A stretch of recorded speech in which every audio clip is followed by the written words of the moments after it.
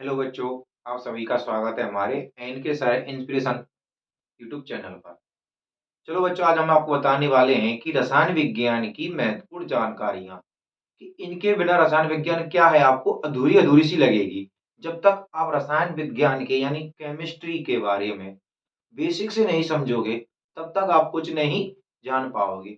क्योंकि इसकी छोटी छोटी बातें अगर हमको याद रहती हैं, तो हम बड़ी बड़ी बातों को आसानी से याद कर सकते हैं। तो चलिए वीडियो को हम चालू करते हैं। वीडियो को अंत तक देखना दोस्तों, क्योंकि मैं आज इस वीडियो में आपको रसायन विज्ञान से संबंधित विभिन्न प्रकार की बेसिक जानकारियां देने वाला हूं। देखिए, रसायन विज्ञान, सबसे पहले बात आती है कि रसायन विज्ञान किसे कहते हैं। रसायन विज्ञान, भाई सबसे पहले बात आती है कि केमिस्ट्री किसे कहते हैं या रसायन विज्ञान किसे कहते हैं। तो विज्ञान की वह शाखा जिसके अंतर्गत क्या किया जाता है, कार्बनिक व अकार्बनिक पदार्थों का क्या किया जाता है, अध्ययन किया जाता है।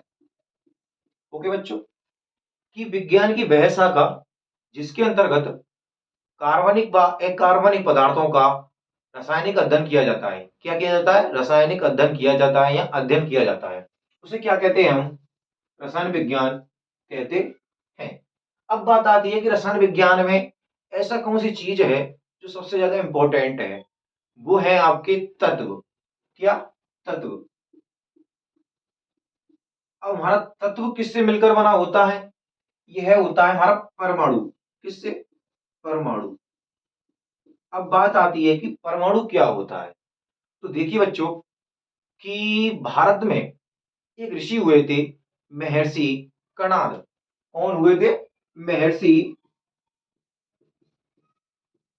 कणाद। इन्होंने क्या किया कि पदार्थ को, इन्होंने बताया कि पदार्थ को विभाजित करने पर पदार्थ की एक ऐसी अवस्था आती है जिस पर हम पदार्थ को और अधिक विभाजित नहीं कर सकते हैं। उसी को ही इन्होंने क्या कहा था, परमाणु कहा था। तो आपको पता लग गया कि भारत में किसने कहा था तत्वों को, परमाणु, महर्षि कणाद ने कहा था। इसने क्या किया था भाई, कोई तत्व है, जैसे इसको मान लो, इसको आधा विभाजित कर दिया, फिर इतना रह गया, फिर इतना रह गया, फिर इतना रह गया, इतना रह गया, इतना रह गया, लास्ट तक। तो आपको लास्ट में अंतिम में एक ऐसी अवस्था आएगी, तब इसको और अधिक विभाजित करा नहीं जा सकता है। यानी कि परमाणु एक ऐसा पदार्थ है जिसको और अधिक विभाजित नहीं किया जा सकता है। यानी कि जिसको विभाजित ना किया जाए, विभाजित नहीं किया जा सकता, उसे क्या कहते हैं, परमाणु कहते हैं। अब इसके बाद महर्षि कणाद के बाद भारत के ही एक वैज्ञानिक आए थे जिसका नाम था कात्यायन। कात्यायन क्या थे, एक वैज्ञानिक थे। इन्होंने बताया कि प्रत्येक तत्व या परमाणुओं को क्या कर लेते हैं, ये संयुक्त रूप में पाए जाते हैं। क्या पाए जाते हैं, कि ये संयुक्त रूप में पाए जाते हैं, कण कण मिलकर क्या बनाते हैं, अणु का निर्माण करते हैं। तो ध्यान रखना कि कात्यायन ने बताया कि ये प्रत्येक तत्व या परमाणु किस रूप में पाए जाते हैं, संयुक्त रूप में पाए जाते हैं। ओके बच्चों, अब इसके बाद एक वैज्ञानिक आते हैं जिनका नाम होता है राजमहल की डेमो। क्या नाम होता है, डेमो क्रीटस। ध्यान रखना, किसी चीज में हम स्कूल में जाते हैं तो क्या करते हैं कि डेमो देने आए हैं गुरुजी। तो ध्यान रखना, इन्होंने क्या किया कि एक तरह से डेमो दिया, यानी कि ये इसका नाम है डेमो क्रीटस। ल्यूसी, ल्यूसी पस, ये क्या है, ये वैज्ञानिक है। क्या है ये, एक वैज्ञानिक है। ध्यान रखना, जब भी कोई आपके विद्यालय में कोई टीचर आता है तो बोलते हैं कि डेमो देने आया है, एक दो डेमो देना, क्या देते हैं, डेमो देते हैं। तो ध्यान रखना कि पदार्थों को यानी कि परमाणुओं का डेमो किसने दिया, कि परमाणु का डेमो डेमोक्रिटस ल्यूसीपस ने दिया था। ओके बच्चों, इन्होंने परमाणुओं को एट एटॉम्स। ओके, यानी कि इसको हिंदी में बोलते हैं एटमस। कहा था, क्या कहा था? एटॉम्स या एटमस कहा था, किनको? परमाणुओं को। और कहा था कि वह पदार्थ जो विभाजित योग्य नहीं हो, जिसको और विभाजन नहीं किया जा सकता, उसको क्या कहते हैं? परमाणु कहते हैं। ये किसने कहा था? ये वैज्ञानिक है हमारा विदेशी। कैसा है? विदेशी। ओके, और ये कैसे है? हमारे देशी। यानी कि सबसे पहले भारत ने इसकी खोज की, परंतु इसको मान्यता किसने दी गई थी?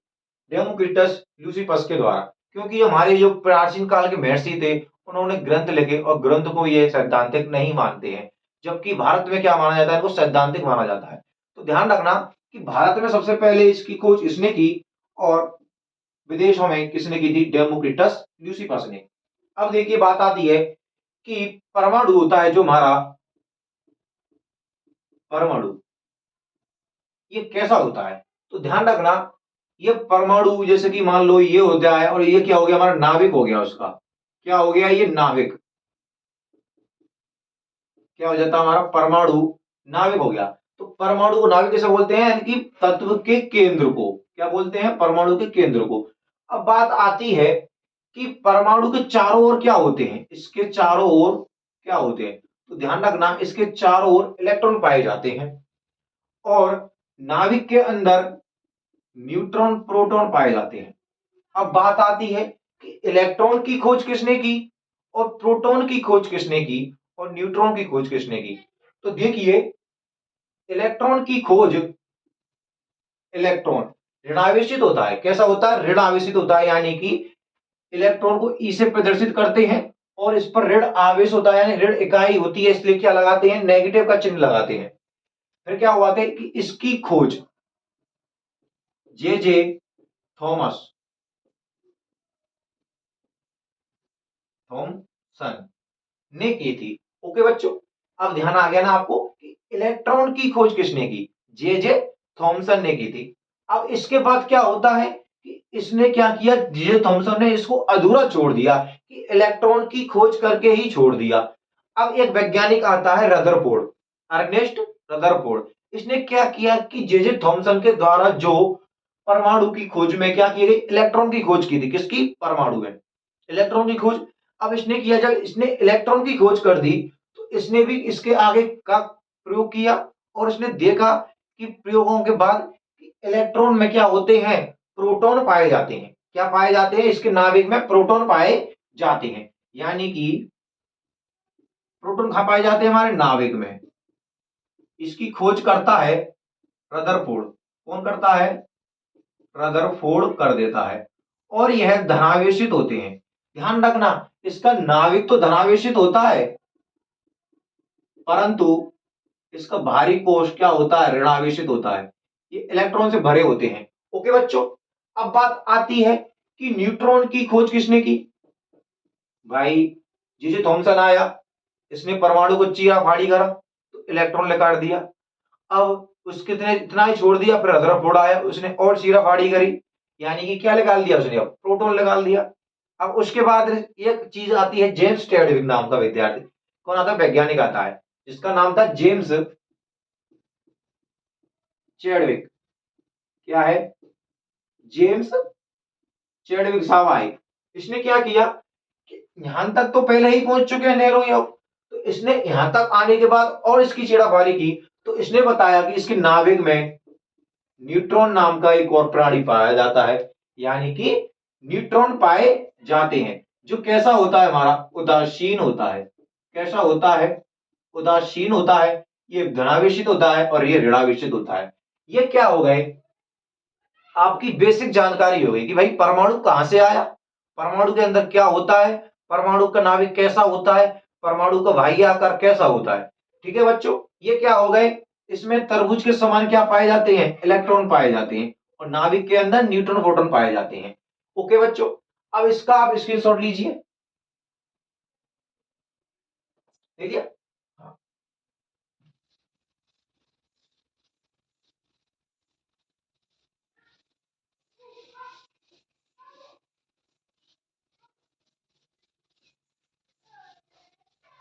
अब देखिए भाई, बात आती है कि इलेक्ट्रॉन, प्रोटॉन और न्यूट्रॉन, इसको बोलते हैं इलेक्ट्रॉन,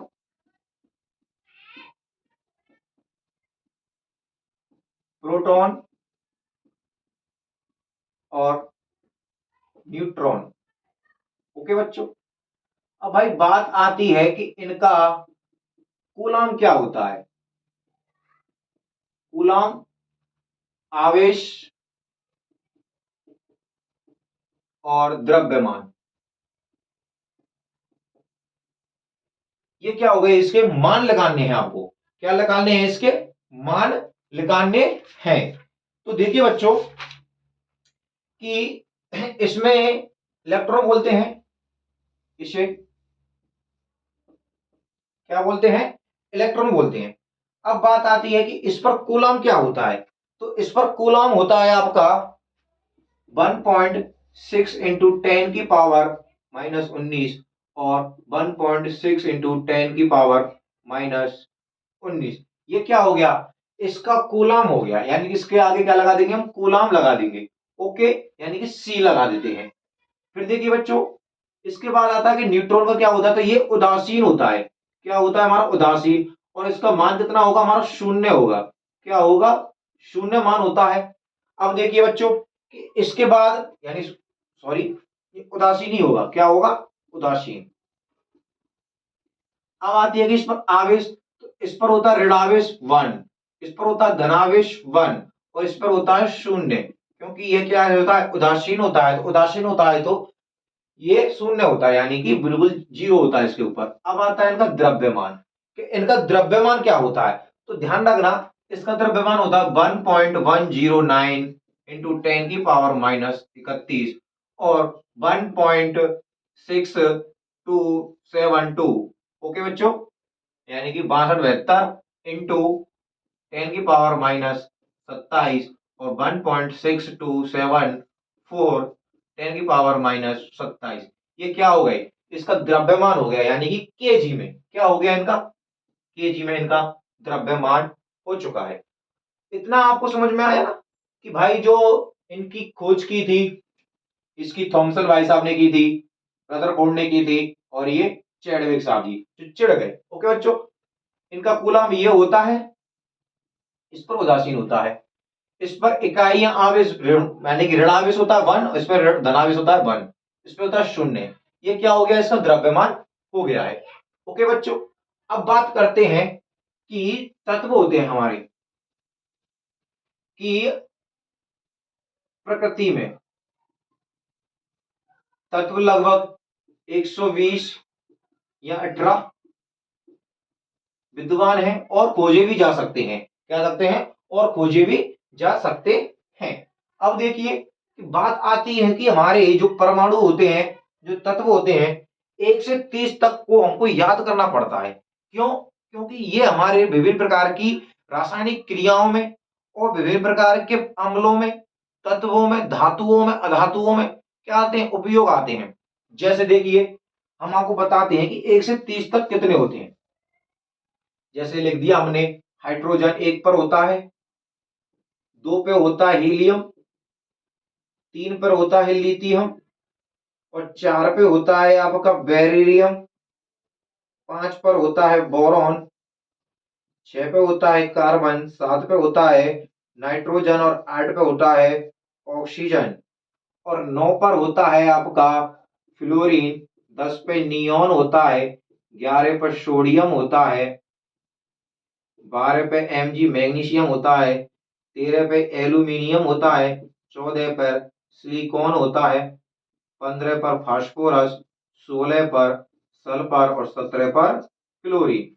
ऐसे ही 18 पर होता है आर्गन, 19 पर होता है पोटेशियम, 20 पर होता है कैल्शियम, 21 पर होता है स्कैंडियम और 22 पर होता है टाइटेनियम, 23 पे होता है वेनेडियम और 24 पर होता है क्रोमीन, 25 पर होता है मैग्नीज और 26 पर होता है आपका आयरन यानी कि फेरिक और 27 पर होता है कोबाल्ट, 28 पर होता है निकेल और 29 पर होता है कॉपर और 30 पर होता है जिंक भाई साहब। क्या होते हैं? जिंक भाई साहब होते हैं।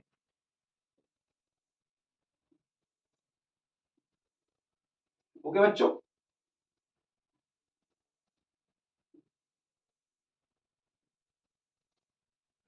ये क्या हो गए हमारे 1 से 30 तक के परमाणु हो गए। और परंतु इसी प्रकार एक आधुनिक आवर्त सारणी बनती है, ऐसे इस प्रकार से बनती है। ओके बच्चों, इसको भी मैं आपको याद करा दूंगा एक अलग वीडियो के द्वारा। ये क्या बनती है? हमारी आवर्त सारणी बनती है। इसमें क्या बनाते हैं? आवर्त सारणी। और इसी में ही क्या होते हैं? ये तत्व विद्यमान होते हैं। परंतु मैं आपको 1 से 30 तक के तत्व बता रहा हूं अभी तक। कि इसको हाइड्रोजन बोलते हैं, इसको helium, lithium, barium, boron, carbon, neo और nitrogen, oxygen, chlorine, neon, sodium, magnesium, aluminium, silicon, phosphorus, sulphur, chlorine, argon, potassium, calcium, scandium, titanium, vanadium, chromium, manganese, iron, cobalt, nickel, copper, zinc. ये क्या हो गए? हमारे तत्व हो गए। अब बात आती है कि इसके परमाणु क्रमांक कितने होते हैं। ये मैंने इसके परमाणु क्रमांक लिखे हैं। क्या लिखे हैं? ये सारे के सारे क्या है? हमारे परमाणु क्रमांक होते हैं। और किसी तत्व का जितना परमाणु क्रमांक होता है उसमें उतने ही इलेक्ट्रॉन होते हैं। कितने इलेक्ट्रॉन होते हैं? परमाणु क्रमांक, परमाणु क्रमांक जितना होता है उतने ही क्या होते हैं? उसमें इलेक्ट्रॉन होते हैं। ठीक है बच्चों, कि जितना हमारा परमाणु क्रमांक होता है उतने ही क्या होते हैं? उसमें इलेक्ट्रॉन होते हैं। ओके बच्चों, अब बात आती है कि इनका इलेक्ट्रॉनिक विन्यास कैसे निकाले हैं, इनकी संयोजकता कैसे निकाले। ओके बच्चों, यानी कि इलेक्ट्रॉनिक विन्यास निकाले और संयोजकता, वैलेंसी, क्या? वैलेंसी। इनको कैसे निकालें भाई? ध्यान देखिए दोस्तों कि 1 से 30 तक हमारी जो वैलेंसी होती है, संयोजकता होती है और इलेक्ट्रॉन विन्यास होती है, वो हमारे लिए बहुत कारक सिद्ध होती है। क्योंकि इसके आधार पर ही हम क्या कर सकते हैं? विभिन्न प्रकार के तत्व के, जैसे हमारे रासायनिक संयोजन अभिक्रिया होती है और जैसे व्यवहार के हमारे अम्ल क्षारक होते हैं, इनमें रासायनिक सूत्र होते हैं, इन्हीं के आधार पर बनते हैं। संयोजकता के आधार पर यानी कि वैलेंसी के आधार पर क्या बना सकते हैं? हम उनके रासायनिक सूत्र बनाते हैं। तो देखिए मैं इनका इलेक्ट्रॉनिक विन्यास निकाल के दिखाता हूं आपके लिए कि इनका इलेक्ट्रॉनिक विन्यास कैसे निकलेगा। कि ध्यान रखना दोस्तों, मैंने बताया है आपको कि परमाणु के नाभिक में क्या होते हैं?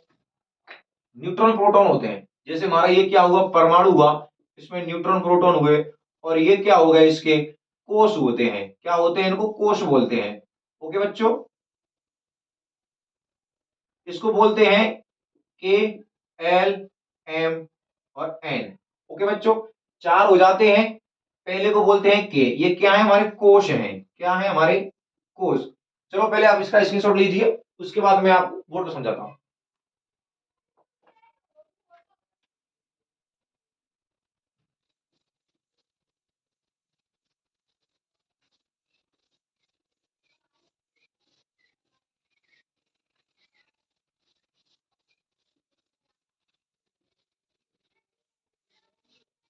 देखिए, ये वैसे आपके लिए इंपॉर्टेंट है, इसलिए आसानी से समझना। देखो दोस्तों, ये क्या हो गया? हमारा परमाणु हो गया, इसके अंदर नाभिक और प्रोटॉन हो गए। इसके ऊपर ये क्या पाता? सर्कल पाया जाता है, यानी कि आवे इसके ऊपर क्या घेरा बन रहे हैं। ओके बच्चों, तो इसको बोलते हैं के, एल, एम, एन। ऐसे ही आगे ओपी तक आ जाता है। ओके बच्चों, ये क्या है? हमको कोश बोलते हैं। इनको क्या बोलते हैं? कोश बोलते हैं। कोश, के, एल, एम, एन। ओके, अब इनमें इलेक्ट्रॉनों की संख्या कैसे ज्ञात करेंगे कि के कोश में इलेक्ट्रॉन कितने होते हैं और एल में कितने होते हैं, एन में कितने होते हैं और एम में कितने होते हैं। तो ध्यान दोस्तों, क्या करना है आपको? कुछ नहीं करना, सीधे सीधे पहले आपको दो लिख देना। 5 बार है, दो, दो, दो, दो, दो। इधर ओ भी होता है। ओके, दो लिख दिया। अब क्या करना है आपको? 1/2, 2/2 और 3/2, 4/2 और 5 बाई 2 करना है।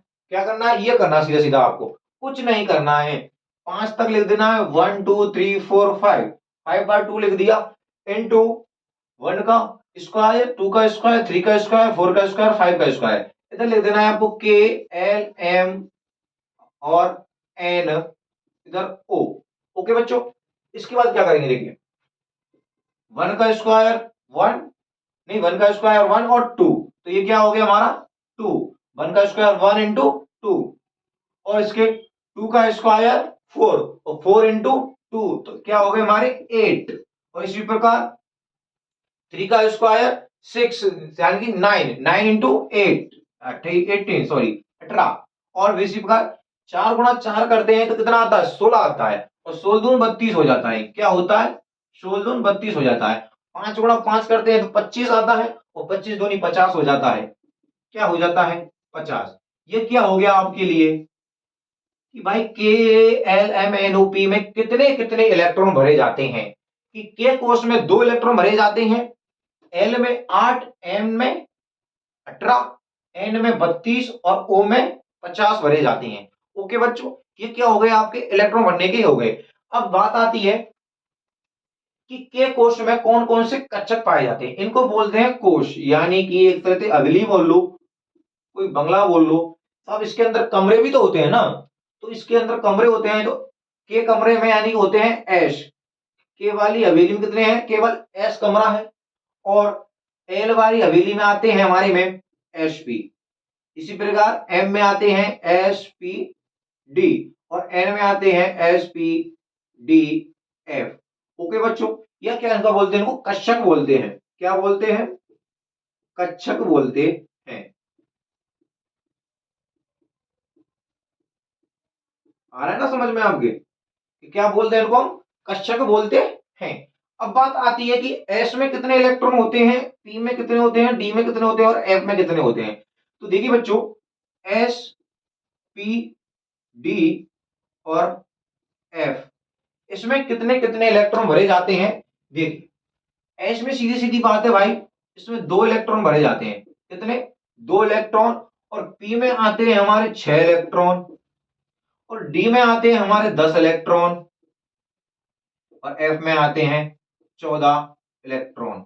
ओके बच्चों, ये क्या हो गए हमारे, इनको निकालने की महत्वपूर्ण इंक्वायरी हो गई, महत्वपूर्ण जानकारी हो गई कि एस में 2 इलेक्ट्रॉन आते हैं, पी में 6, इसमें डी में 10 और एफ में 14 आते हैं। इतना आपको आना चाहिए, अगर इतना आपको आ गया तो आप चुटकियों में इसको निकाल दोगे इलेक्ट्रॉनिक विन्यास को। अब देखिए जैसे कि मैं आपको इलेक्ट्रॉनिक विन्यास निकाल के दिखाता हूं कि 15 और 15 पे पाया जाता है हमारा फास्फोरस। ओके बच्चों, 15 का निकालता हूं, 18 का निकालता हूं, और आपके लिए निकालता हूं मैं 14 का, और फिर देखिए वैसे आपके लिए निकालता हूं मैं 12 का, 8 का। इनका क्या करता हूं मैं आपको इलेक्ट्रॉनिक विन्यास लगा के दिखाता हूं। और देखिए 8 पे होता है हमारा ऑक्सीजन, 12 पे होता है एमजी मैग्नीशियम, 14 पे होता है सिलिकॉन, 18 पे होता है आर्गन, ध्यान रखना। ओके बच्चों, अब देखिए क्या करते हैं, सबसे पहले निकालते हैं हम 8 का, जिससे कम से आएगा ना तो बटा चले जाएंगे। 8 पे आता है हमारा ऑक्सीजन, क्या आता है ऑक्सीजन। तो देखिए ऑक्सीजन को कैसे लगाएंगे भाई, सबसे पहले ध्यान रखना कि के कोष को भरा जाता है, किसको, के कोष को, ना कि बाहर से, पहले अंदर वाले को बुलाते हैं, फिर देखिए के कोष आता है। के लिए लिख देते हैं 1, क्योंकि ये कमरा नंबर हमारा 1 है, ये 2 है, ये 3 है, और ये 4 है, ऐसे ही आगे 5 और 6 तक हो जाता है। ओके बच्चों, फिर देखिए 1, तो 1 में कौन सा कक्षक आएगा हमारा एस। ओके बच्चों, तो एस लिख दिया। कितने इलेक्ट्रॉन बैठते हैं हमारे एस में, 2 इलेक्ट्रॉन बैठते हैं, तो इसमें 2 लिख देते हैं ऊपर। ये क्या हुआ हमारा एस कक्षक, यानी कि के कोष एस कक्षक कंप्लीट हो जाता है। क्या हो जाता है, कंप्लीट हो जाता है, ये पूर्ण रूप से बढ़ जाता है, भर जाना। ओके बच्चों, अब आता है 6 इलेक्ट्रॉन शेष रह जाते हैं, क्योंकि 2 माइनस हो जाती हैं 8 में से, तो 6 बचता है। अब 6 इलेक्ट्रॉनों को कहां बैठाते हैं हम, तो इसको बैठाते हैं हम अगले रूम में। तो अगला रूम कौन सा हमारा 2, और कौन से नंबर में आएगा, पहले एस में आएगा फिर पी में आएगा। तो एस, एस में कितने इलेक्ट्रॉन होते हैं 2 इलेक्ट्रॉन होते हैं तो 2, और फिर 2 टू नंबर है, 2 को हमारा का पी, तो 2p। कितने बच रहे हैं हमारे पास? 1, 2 यहां हो गए, 2 यहां हो गए, 2 यहां हो गए, क्या हो गए? 2 2 2। ओके बच्चों, तो ध्यान देखिए दोस्तों, एस हमारा पूर्ण भरा हुआ है और पी हमारा अधूरा है, क्योंकि पी में होते हैं हमारे 6 इलेक्ट्रॉन। कितने होते हैं? 6, और टोटल मिलाकर होते हैं हमारे इसमें 8। कितने होते हैं? 8 होते हैं। ना तो हमारा 6 पूरा हो रहा है और ना ही हमारा 8 पूरा हो रहा है। अब ध्यान देखो, अगर हम 6 को पूरा करते हैं तो हमको +4 की आवश्यकता होती है। क्या होती है? +4 की आवश्यकता होती है। और अगर हम इसको -2 हटा देते हैं, इस 2 को हटा देते हैं, तो यहां तक पूरा हो जाता है। क्या हो जाता है? यहां तक एस पूरा हो जाता है इसका। तो ध्यान देखिए दोस्तों कि इसमें कितने इलेक्ट्रॉन ज्यादा है? हमारे 2 इलेक्ट्रॉन ज्यादा है। किससे? 2 इलेक्ट्रॉन एक्स्ट्रा यहाँ पर। और कम कितने पड़ रहे हैं इसमें? 4। 6 करने के लिए 4 इलेक्ट्रॉन कम पड़ रहे हैं, यानी 2 इसको हम निकाल सकते हैं कि चारों को ले सकते हैं। चारों को लेना आसान है कि 2 को निकालना आसान है? तो 2 को निकालना आसान है, इसलिए 2 निकाल रहे हैं तो माइनस कर रहे हैं। क्या कर रहे हैं? माइनस कर देते हैं। 2 को निकाल देते हैं तो माइनस कर देते हैं। ओके बच्चों, तो ये क्या हो गई? हमारी बैलेंस ही आ गई, यानी कि संयोजकता हो गई। क्या हो गई? संयोजकता हो गई। और ये क्या हो गया हमारा? यहां तक इलेक्ट्रॉनिक विन्यास हो गया। ओके बच्चों, अब इसके बाद में निकालता हूं मैं आपके लिए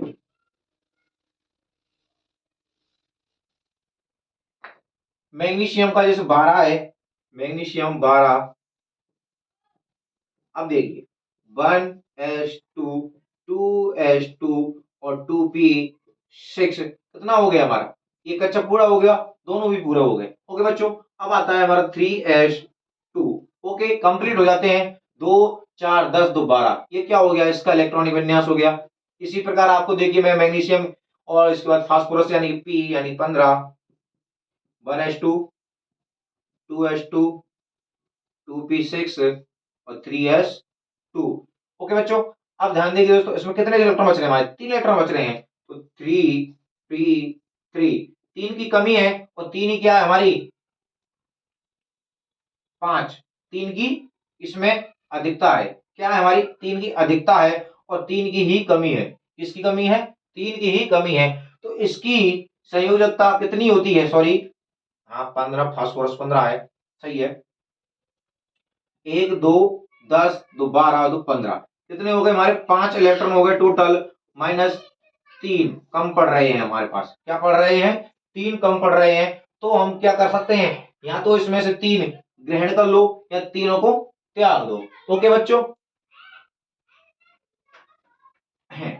ये इसका इलेक्ट्रॉनिक विन्यास हो गया। अब आता है आपका 14, silicon 1s2, 2s2, 2p6, 3s2 और 3p2। ओके बच्चों, कितना हो गए? 14 हो चुके हैं इसके। अब देखिए क्या करते हैं, इसकी संयोजकता कितनी होगी? +2 +2, कितनी है? इसमें 4 की कमी पड़ रही है। कितनी कमी पड़ रही है? 4 की, और 2 की अधिकता है तो 2 त्याग देते हैं। क्या कर देते हैं? 2 त्याग देते हैं। तो क्या हो जाएगा? हमारा पूरा कच्चा हो जाता है, तो इसकी 2 होती है। क्या होती है? 2 होती है। इसके बाद अब देखिए, अब लेते हैं हम आपके लिए आर्गन।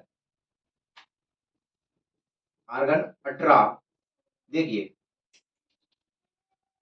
1s2, 2s2, 2p6 और 3s2 और 3p6। ओके बच्चों, क्योंकि ये पूर्ण हो गया, ये पूर्ण हो गया और ये पूर्ण हो गया, तो इसकी वैलेंसी हमारी क्या होती है? 0 होती है। संयोजकता कितनी हो गई इसकी?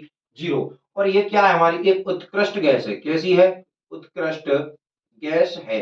ध्यान रखना कि जिन तत्वों के क्या होते हैं, जिन इलेक्ट्रॉनों के, जिन परमाणुओं के इलेक्ट्रॉन विन्यास कैसे होते हैं? अंतिम कोष में शून्य होता है, उसे हम उत्कृष्ट गैस बोलते हैं।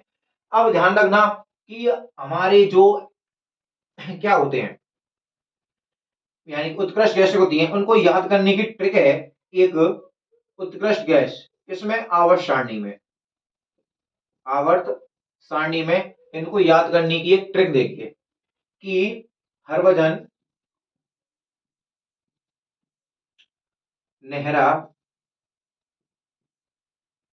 Agarkar, Kartik, zero, run out. Okay बच्चों, ये क्या हो गई इसकी कि उत्कृष्ट गेस्ट को याद करने की क्या हमारी ट्रिक है। हरभजन से बनता है हीलियम, नेहराते नियोन, अगरकर ते आर्गन, कार्तिक ते क्रिप्टॉन, जीरो ते जीरो से जीनॉन और रनआउट से रैंडम। क्या है ये हमारी, ये उत्कृष्ट गैसें हैं, यानी कि इनके परमाणु क्रमांक क्या होते हैं, यानी कि परमाणु क्रमांक अलग होता है और इसके क्या होते हैं अंतिम इलेक्ट्रॉन में क्या होते हैं, अंतिम कोशों में जीरो पाई जाती है, यानी जीरो इलेक्ट्रॉन होते हैं, इसलिए क्या है ये उत्कृष्ट गैसें हैं। ओके बच्चों, अब आप इसका स्क्रीनशॉट लीजिए।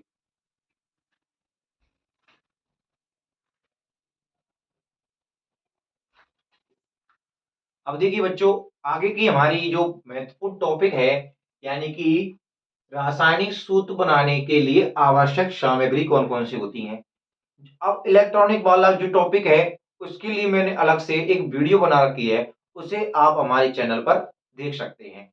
क्योंकि अगर मैं इसमें अगर सबको इलेक्ट्रॉनिक विन्यास निकालूंगा, संयोजकता निकालूंगा, तो ये वीडियो काफी लंबी हो जाएगी।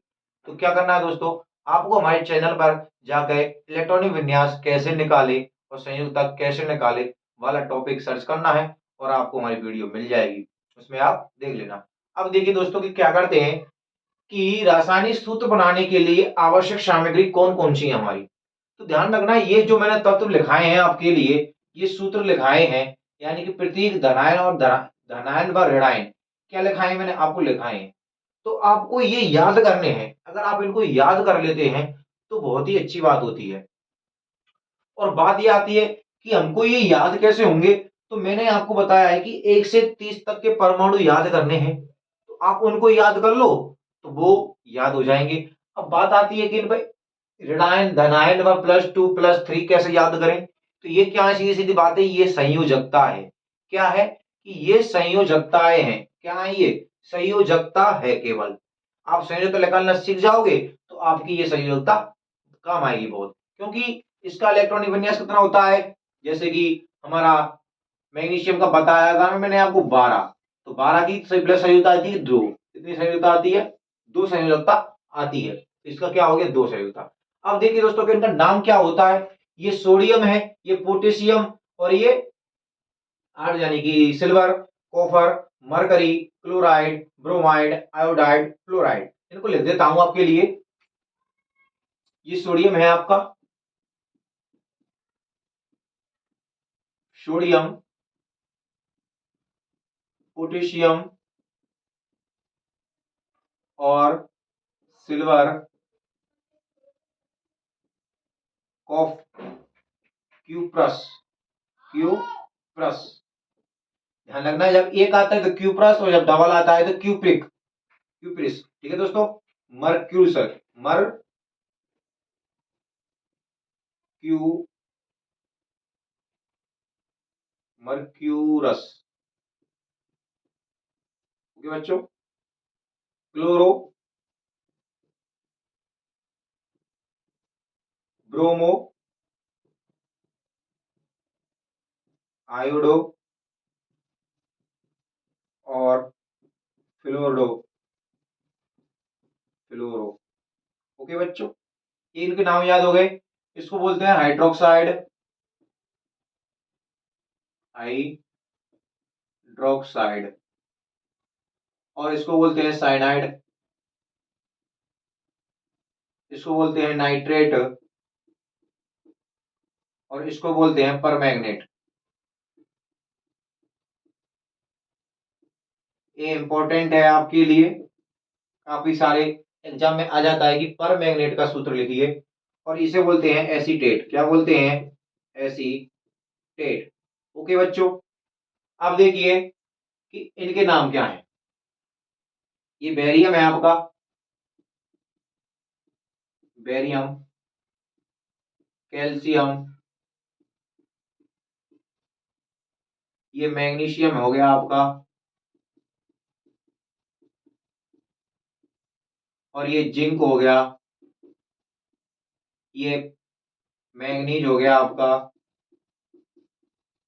और ये हो गया आपका फेरिक या फेरस, सॉरी फेरस।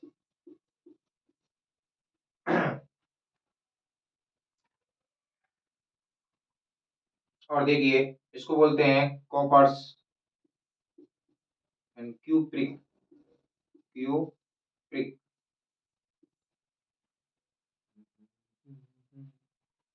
और देखिए ये इसको बोलते हैं मर्क्यूरिक, मर्क्यूरिक।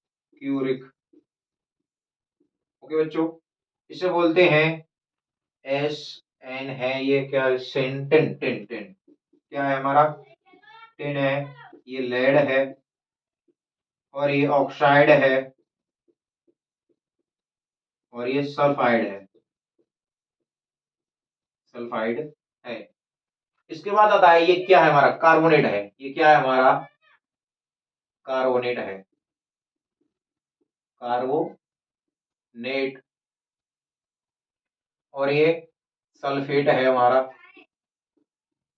सल्फेट। और ये क्या है हमारा, सल्फाइड, सल्फेट सल्फाइड।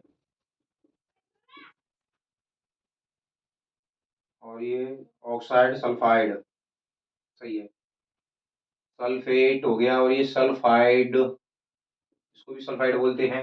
ओके बच्चों, इसका देखिए नाइट्रोजन, नाइट्रेट, नाइट्राइस, और इसको फास्फेट। ओके, इसको भी क्या बोलते हैं, फास्फेटस। ओके बच्चों, इनको आपको याद करना है। क्या करना है, इनको अगर आप याद कर लेते हो तो क्या है, फास्फाइड है, ये क्या है, फास्फाइड, फास्फाइड। ओके, इनको आपको याद करना है, और इनको आपको याद करने के बाद आप रासायनिक सूत्र आसानी से बना सकते हैं। जैसे मैं आपको एग्जांपल देता हूं कि सोडियम और क्लोराइड की अभिक्रिया कराते हैं तो क्या बनेगा, इस पर +1 है तो 1, +1 है, -1 है तो 1, +1 और -1 क्या हो जाएगा, आपस में कट जाएंगी, तो क्या बन जाएगा, NaCl, नमक बन जाएगा। ये मान क्या बन गया, नमक बन गया। ओके बच्चों, ये क्या है, हमारे महत्वपूर्ण टॉपिक हैं, इनको आपको याद करना है। इससे आगे के प्रकार के यानी महत्वपूर्ण टॉपिक और सूत्रों को मैं आपको अगली वीडियो में कराऊंगा। अगर आपको हमारी ये वीडियो पसंद आती है तो प्लीज हमारे चैनल को सब्सक्राइब कीजिए, और अधिक से अधिक इसको शेयर कीजिए, ताकि आपके द्वारा किसी और का भी भला हो सके। धन्यवाद बच्चों।